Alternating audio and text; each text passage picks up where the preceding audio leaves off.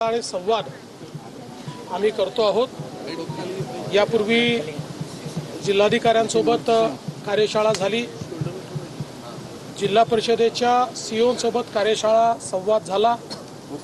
आज महानगरपालिकांचे आयुक्त आणि मोठ्या नगरपालिकांचे सीओ यांची कार्यशाळा आहे आणि त्यांच्यासोबतही संवाद मी करणार आहे। या सगळ्या पद्धतीमध्ये त्यांचे काही गट आम्ही तयार करतो आणि मी स्वतः एकेका गटासोबत 7-8 लोकांच्या एक तास त्या ठिकाणी चर्चा करून त्यांच्या अडचणी काय आहेत, आमच्या अपेक्षा काय आहेत, नवीन काय करता येईल असा विचार आम्ही करतो। एकत्रितपणे बसून त्याच्यावर विचार करतो, पुढचा एक अजेंडा ठरवतो। आपण 150 दिवसाचा एक कार्यक्रम दिलेला आहे, तो कार्यक्रमही एफिशिएंटली राबवला गेला पाहिजे असा याच्या पाठीमागचा हेतू आहे। आमचा प्रयत्न असा आहे की सरकार म्हणून एक इन्स्टिट्यूशन तयार झालं पाहिजे। अनेक लोक चांगलं काम करतात, ते जोपर्यंत पदावर असतात तोपर्यंत काम राहतं, नंतर नवीन आल्यानंतर ते काम बदलून जातं। असं न करता एक इन्स्टिट्यूशन म्हणून बिल्टअप करायचा आमचा प्रयत्न आहे आणि त्या दृष्टीनं ही कार्यशाळा होते। याच्यानंतरही अनेक कार्यशाळा होणार आहेत। सर, या संवादामधून काही धोरणात्मक बदल सुचवले जातात का अधिकारी? आता यापूर्वी जेव्हा महसूल परिषद झाली त्यावेळी 6 विभागांमध्ये विभागीय आयुक्त आणि जिल्हाधिकाऱ्यांचे गट तयार केलेले आहेत, त्यांना विषय नेमून दिले आहेत। त्या विषयांवर रिफॉर्मचा जो अजेंडा आहे त्याचे अहवाल ते सादर करणार आहेत। तसेच गट जिल्हा परिषद सीओंचे नेमून दिलेले आहेत आणि आता महानगरपालिकांचे तसे गट मी तयार करणार आहे।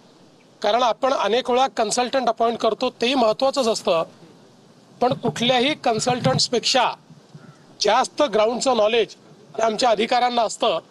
फक्त त्याला चॅनलाइज करण्याची आवश्यकता असते आणि म्हणून त्यांचं जे काही इन्स्टिट्यूशनल नॉलेज आहे ते संकलित करायचं आणि ते स्टँडर्डाइज करायचं।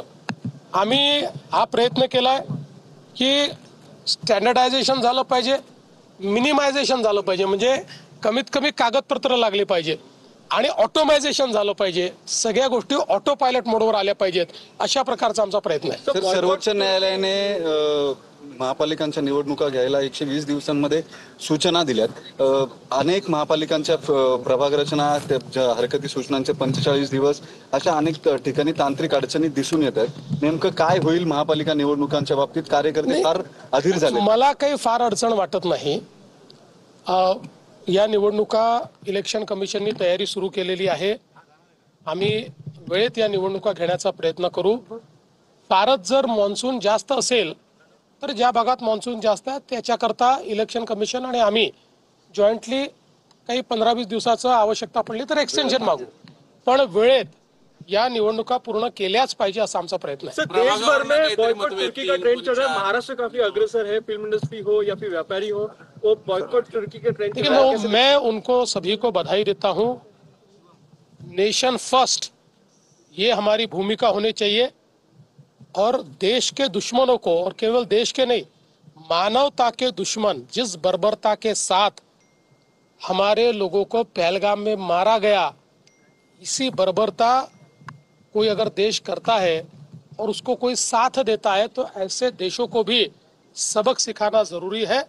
मुझे ऐसा लगता है कि अगर इस प्रकार से ऑर्गेनिकली लोगों में नेशन फर्स्ट की भावना तैयार हो रही है, मैं इसका स्वागत करता हूं। पुण्यातल्या व्यापाऱ्यांना धमकी आली आहे पाकिस्तानातून, तुर्कीचे सफरचंद जे आहेत त्याचा लिलाव नाकारल्याबद्दल पोलिसांकडे त्यांनी तक्रार केली। पहिल्यांदा तर नेशन फर्स्ट ही भूमिका ज्या व्यापाऱ्यांनी स्वीकारली त्यांचं मनापासून अभिनंदन करतो, कारण हा केवळ भारतीयांवर हल्ला नव्हता, पहलगामला झालेला हल्ला हा मानवतेवर झालेला हल्ला होता आणि मानवतेच्या हल्लेखोरांना मदत करणाऱ्यांना नाकारणारे आमचे व्यापारी अभिनंदनास पात्र आहेत। त्यांनी काळजी करायची गरज नाही। पाकिस्तानात घुसून पाकिस्तान उद्ध्वस्त करणारा भारत आहे आणि आता तर न्यूयॉर्क टाइम्सने सॅटेलाइट इमेज सहित पाकिस्तानचं सत्य बाहेर काढलेलं आहे।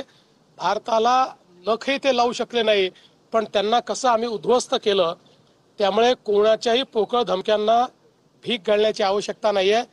सगळ्यांना आम्ही प्रोटेक्शन देऊ। नेशन फर्स्ट या भूमिकेवर सगळ्यांनी अडिग राहावं। मी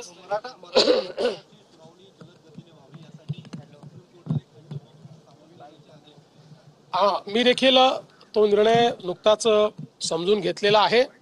आमची त्या संदर्भात तयारी आहे. खंडपीठ हायकोर्टाने त्या ठिकाणी स्थापित केल्यानंतर जी काही सरकारची बाजू आहे ती अतिशय भक्कमपणे आम्ही मांडू.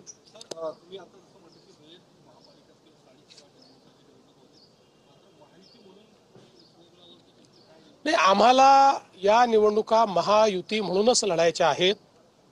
आम्ही तिघजण एकत्रित आहोत. आमची महायुती आहे. अपवादात्मक काही ठिकाणी, कारण शेवटी कार्यकर्त्याची निवडणूक आहे, ते मग कार्यकर्त्याच्या निवडणुकीमध्ये जिथे खूप तुल्यबळ असतं तिथे खूप जागा सोडता येत नाही. दोन्ही पक्षांच्या अडचणी असतात. तिथे अंडरस्टँडिंगनी आम्ही वेगळे लढू. पण एखाद्या ठिकाणी अपवादात्मक परिस्थितीत वेगळं लढावं लागलं तरी एकमेकावर टीका न करता पॉझिटिव्ह प्रचार आम्ही करू.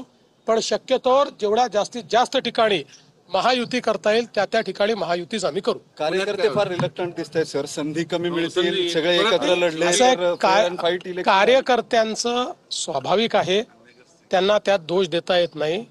कारण कार्यकर्ते जे 5-5, 7-7 वर्ष काम करतायत त्यांना असं वाटतं आता आमची संधी आली, आम्हाला संधी मिळाली पाहिजे. हेच अंडरस्टँडिंग आमच्या तिघांमध्ये आहे. म्हणून आम्ही ज्यावेळेस बसलो त्यावेळेस हे सांगितलं की स्वाभाविक युती जिथे होऊ शकते त्या ठिकाणी स्वाभाविक युती केली पाहिजे.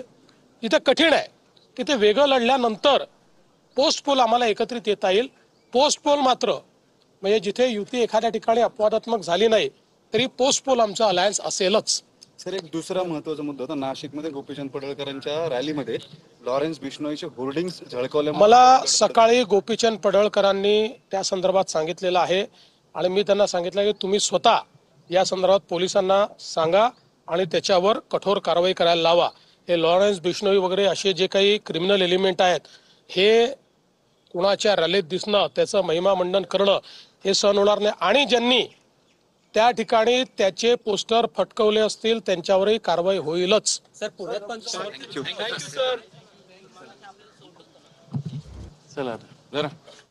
मुख्यमंत्री देवेंद्र फडणवीस म्हणाले एखाद्या ठिकाणी परिस्थिती कठीण असेल तर वेगळे लढणार असंही सीएम देवेंद्र फडणवीस म्हणतात. आनंद